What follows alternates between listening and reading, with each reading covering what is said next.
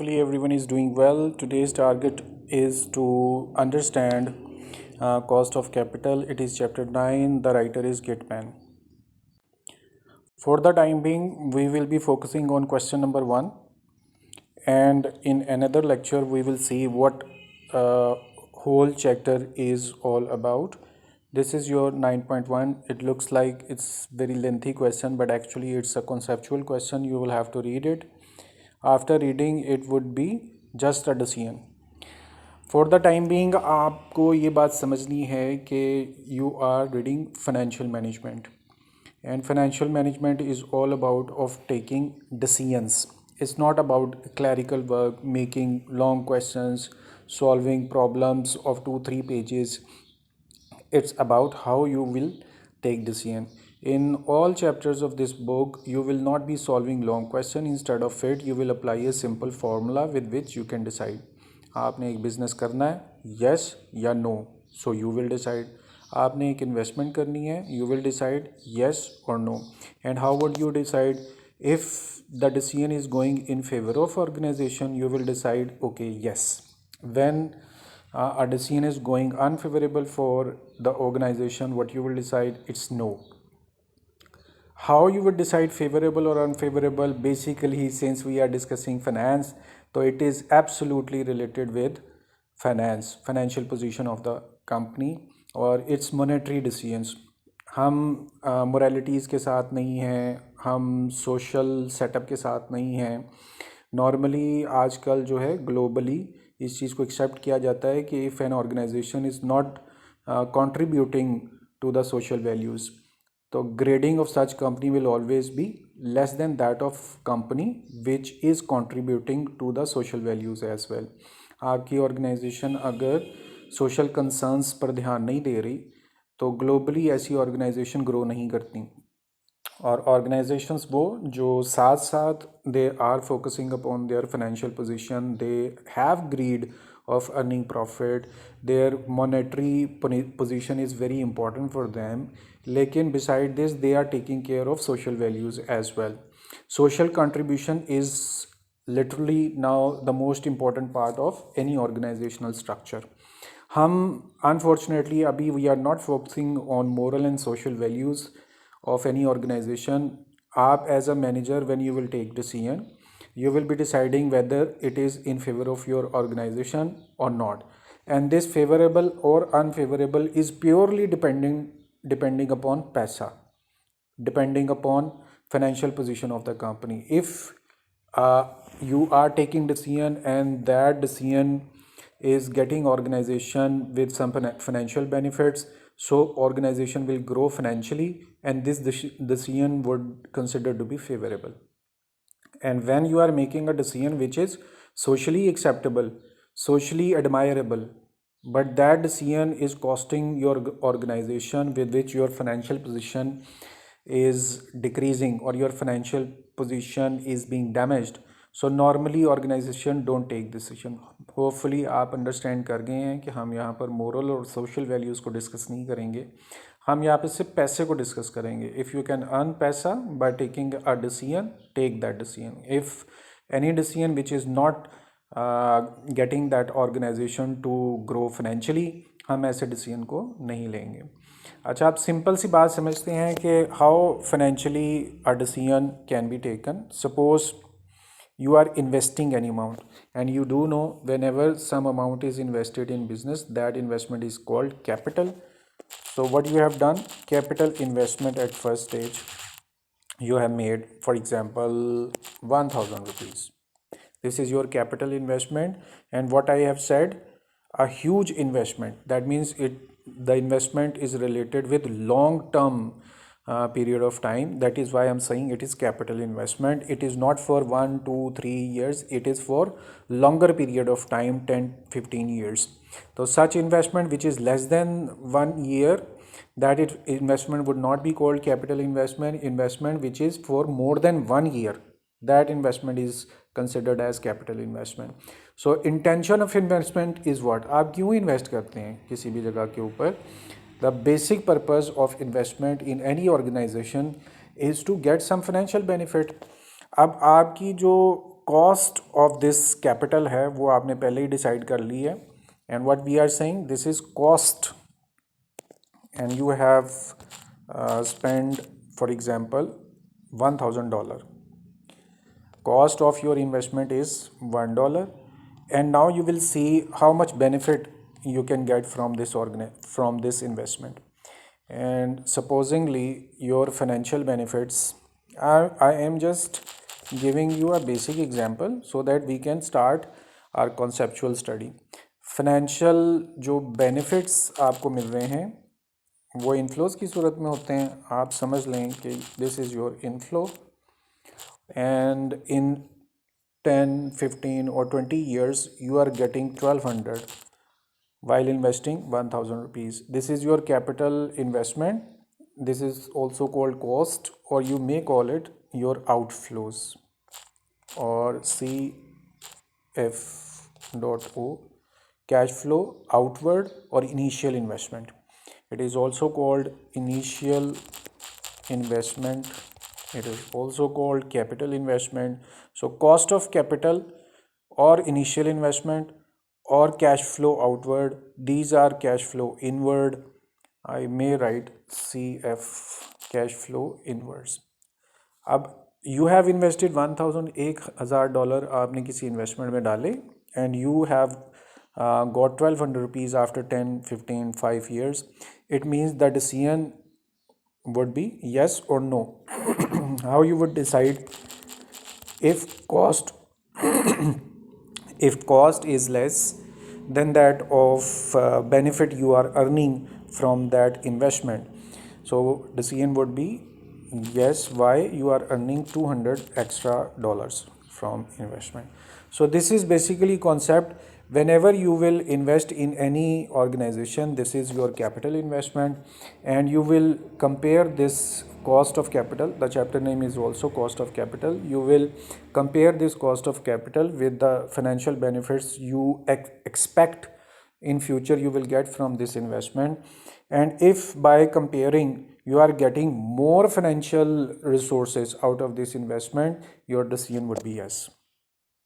अब इसको vice versa भी आप कर सकते हैं. लेट्स से कि आपकी कॉस्ट ऑफ कैपिटल जो है वो $1200, and out of this investment, this is your cost, you have invested 1200 rupees, but you are earning inflows are 1000.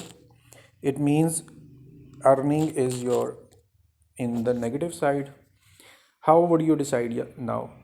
Let's say 1200 investment, 1000 is your output, 1200 was your input. 1200 लगा के input करके output आपको 1000 मिल रही है, negative earning है, तो your decision would be no. You won't be taking this decision.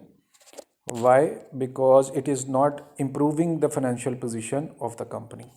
आपको मेरा ख्याल है कि कुछ बात समझ में आ गई होगी. हम बहुत ही सिंपल और बेसिक एग्जांपल से एक डिसीजन ले रहे हैं. If financially organization is growing, we will take that decision. If financially that organization is not growing, we will not take that decision. अब क्वेश्चन के अंदर आएँ. अभी भी मैंने आपसे ये रिक्वेस्ट की है कि हम क्वेश्चंस पर फोकस नहीं है. ये क्वेश्चन नंबर 1 जो है वो बेसिकली सिर्फ एक कॉन्सेप्ट क्लियर करवाने के लिए. हम इंशाल्लाह एक लेक्चर लेंगे जिसमें इस पूरे चैप्टर का जो कॉन्सेप्चुअल वेंचर है उसको पूरा करेंगे. अब आपके पास जो है देयर आर 2 प्रोजेक्ट्स. मैंने आपको क्या करवाया है यहाँ पर, देयर आर 2 प्रोजेक्ट्स. ये आप समझ लें इस project A, and we have project B over here. And from project B, what you are getting, you are facing a sort of loss.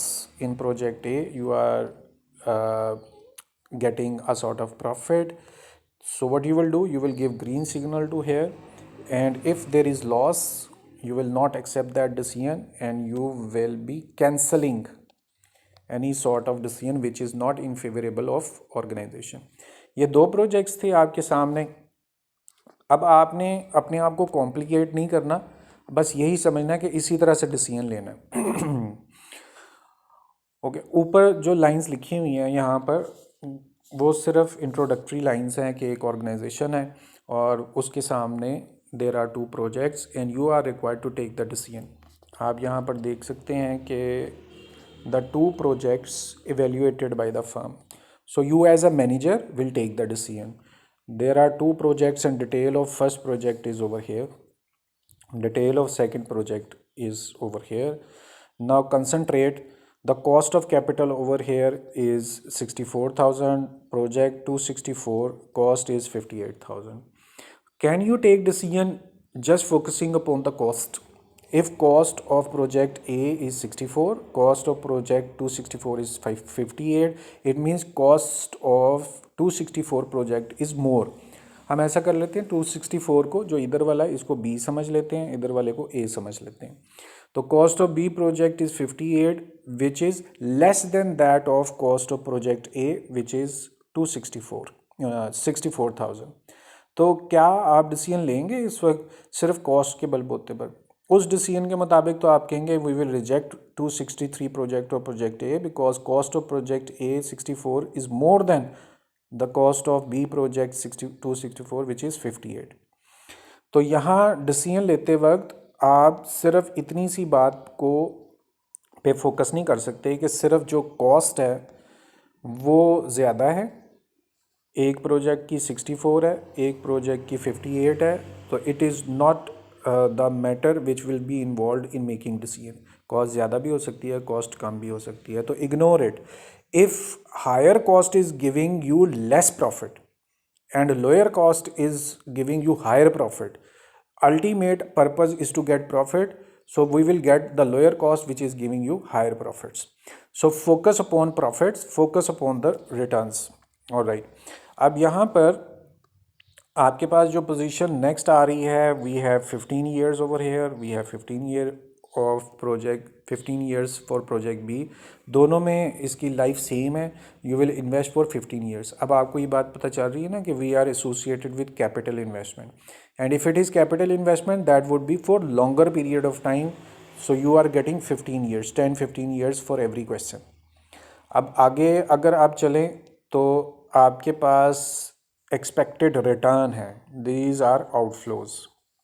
एक पे आपको 8% रिटर्न मिल रही है और एक पे आपको 15% रिटर्न मिल रही है. आप देखें, you are investing 64,000 and getting 8%. You are investing 58,000 getting 15%. Looks like it's better to go for B project. आपको ऐसा लग रहा है कि जैसे बी प्रोजेक्ट ज़्यादा बेहतर है, और उसकी एक ही रीज़न है कि आपको यहाँ से जो अर्निंग हो रही है वो 15% है और प्रोजेक्ट ए से 8% अर्निंग हो रही है. आप कहेंगे project B is good because we are earning more. तो आपको सिर्फ ये नहीं देखना, अभी आप ये भी देखें कि the cost of this project is just 58,000. Cost is less as compare to the project A where cost is 64,000. यहाँ भी आपके लिए आसान हो रहा है डिसीजन कि कॉस्ट भी कम है और रिटर्न्स भी ज़्यादा है. अब आगे जो वो डिसीजन ले रहा है उस पर भी आप फोकस कीजिएगा कि what we are doing. We have taken loan and here equity financing means we are not taking loan, this is our own investment. When you will take loan obviously you will have to pay interest. तो यहाँ पर भी ये बात समझ आ रही है कि जो आपका प्रोजेक्ट ए है it is going in your favour. Are you following this? किस किस वजह से? आप यहाँ पर चेक कीजिए, कॉस्ट आपकी कम है as compare to cost of project A. और इसका मतलब है अगर आपके पास जो कॉस्ट कम है तो आप क्या कहेंगे? ओके यस, ईयर्स दोनों के सेम है but return rate of return here is 15%. Again you will say yes this project is in your favour. 2 rights लग गए. तीसरी बात क्या हो रही है कि एक तरफ डेट है and on second side you are having equity. Equity is your own financing, while debt financing, for debt financing you will have to pay interest. तो अब ये तीसरा पिक कर रहे हैं आप, third in a row. It means project B is going in your favour. अब थोड़ा सा आप आगे चलें, इनकी कॉस्ट क्या आ रही है, दैट इज़ मोर इम्पॉर्टेंट. आप यहाँ पर चलते हुए कुछ बात को क्लियर करते हैं. हमें 3 राइट्स मिल चुके हैं हमें, जिसके अंदर ये जो इक्विटी वाला राइट है वो थर्ड है. अब फोर्थ में आपसे क्या डिस्कशन हो रही है, cost of this investment is 7%, cost of this investment is 16%। अब आप मुझे बताइए कि जिसकी कॉस्ट जो है वो 16% है मगर आपको वो रिटर्न 15% दे रहा है, और here cost of this investment is 7% but the return is 8%. What would you do? Cost is 7% and return is 8%. और ज़रा प्रोजेक्ट बी पे फोकस कीजिए. We do have already 3 rights. It means 3 votes are given to the project B. But here in fourth factor is what? You are investing 16%. The cost of investment is 16% and earning 15%. What does that mean? You, instead of gaining anything, you are facing a loss. While here in project A, what you are doing, you are investing 7% and earning 8%. No matter 1% is above and over of cost, but it is going in your favor. अब आप देखिए कि you have given 3 votes to the project B. ये सारे के सारे rights जो हैं एंड हो जाएंगे अगर if you are facing loss, चाहे वो आपकी अपनी फाइनेंसिंग है, चाहे वो उसका रिटर्न बहुत ज़्यादा है. यहाँ से आप चेक किया ना, ये 15% इसका रिटर्न हो रहा है, तो return is still more than that of project A. But what is happening, your cost is more than that of your return. जब कॉस्ट ही ज़्यादा हो गई, अब आप क्या करेंगे, तो कॉस्ट ज़्यादा होने से यू आर फेसिंग लॉस. ये सारे rights will be wrong and your votes will be cancelled and you will choose project A, because in project A you are earning profit, in project B you are facing loss, so you will leave it. अच्छा जी, ये हमारे project का decision था जो हमने question number 1 में लिया. Okay, now see your first requirement. What first requirement was saying, evaluate firm's decision of making procedure. यानी कि you will have to make, as a manager you will have to make a decision whether you are going in favor of project A or project B. Your decision is very simple. You are going with project A because here earning is in your favor. पहला part इस तरह से complete हो गया. अब second part में what it is saying, आपको ही is asking to calculate weighted average cost of capitals. दोनों की आपने वेटेड एवरेज निकालनी है, और यहाँ पर उसने जो परसेंटेज दिया हुआ है कैपिटल स्ट्रक्चर का, जो वेट्स दिए हुए हैं वो भी अवेलेबल हैं. सो 40% in an organization investment is taken from the debt side and 60% equity financing. It means 60% capital is provided by the organization. You may remember that we were calculating arithmetic mean in all of our previous semesters, or even in school classes or college classes we used to calculate what arithmetic mean. उसी को ही आपने weighted average समझ लेना है. यहाँ पर we have two weights 40% and 60%. Go to the question. यहाँ से हम इसको स्टार्ट कर लेते हैं क्वेश्चन 9(1). लेकिन जो ए पार्ट है वो ओरली हमने डिस्कस कर लिया, आपने उसका डिसीजन सिर्फ लिखना है. अब बी पार्ट हम डिस्कस कर रहे हैं. यहाँ पर 2 चीज़ें इन्वॉल्व हो रही हैं. The first is to see weights, and for second you will go to the question and will see what average they are asking. There might be weighted average of profit, there might be weighted average of cost, there may be weighted average of returns, there may be weighted average of outflows. So different averages can be calculated, but here weighted average cost है, तो हम related किससे हैं, cost के साथ. और यहाँ पर आपको क्वेश्चन के अंदर कॉस्ट क्या मिल रही है, दोनों की अलग-अलग कॉस्ट है 7% और 16%. ए प्रोजेक्ट की 7%, बी की 16%. तो अब सेकंड जिससे आप रिलेटेड हैं दैट इज़ योर कॉस्ट. अब यहाँ पर आप प्रोजेक्ट ए मेंशन कर दें, लेकिन it's better to mention the same name which is 263. तो प्रोजेक्ट ए जो है दैट इज़ 263, प्रोजेक्ट बी भी है दैट इज़ 264. अब 263 का वेट क्या दिया हुआ है उसने, 263 इज़ व्हाट, वो आपके पास डेट फाइनेंसिंग आपको पता चल रहा है. और डेट फाइनेंसिंग यहाँ पर जो दी हुई है दैट इज़ 40%. 40% डेट है.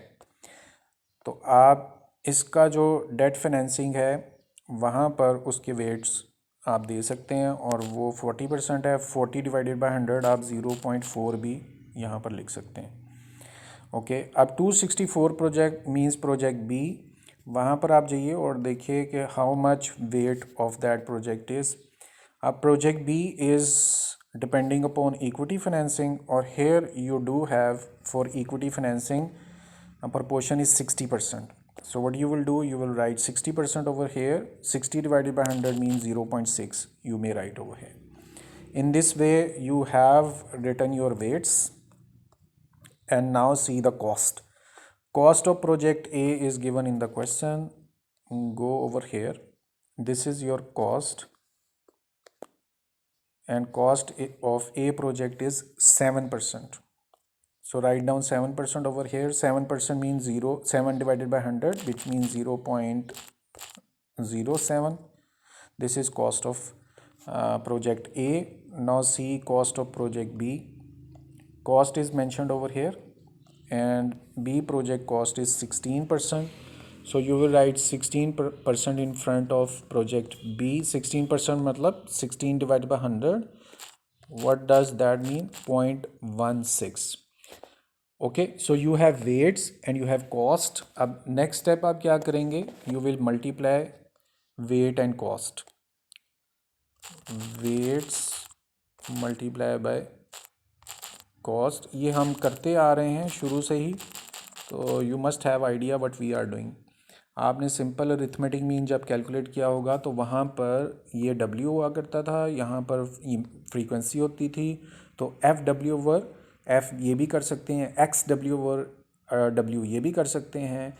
तो depending upon how you have learned arithmetic mean, average आपने सिर्फ निकालनी है, तो you will calculate average in this way. Okay, तो आपने सिर्फ मल्टीप्लाई करना है, choose 0.4 and multiply by 0.07। First answer you have got is 0.028, and now same multiplication you will do for your second part, 0.6 multiply by 0.16. You have got second answer. Now add these answers. मैं आपको थोड़ा सा याद करवाऊँ, आप क्या करते थे, आप यहाँ पर सम लेते थे और सम ऑफ x को डिवाइड करते थे n पर, या आप करते थे summation fx over summation f। Stats में भी ये बहुत दफ़ा आप कर चुके हैं, ये वही हम कर रहे हैं। fx मतलब आप समझ लें कि ये आपके पास f है, ये x है, तो आपने मल्टीप्लाई कर लिया उसको, ये f ये x है, मल्टीप्लाई कर लिया और मल्टीप्लाई करके आपने टोटल, मैं जस्ट आपको एग्जांपल दे रहा हूँ।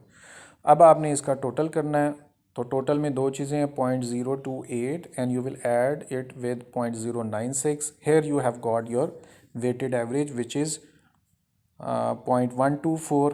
अच्छा, यहाँ पर I would add this is your in terms of times, you can write it with times.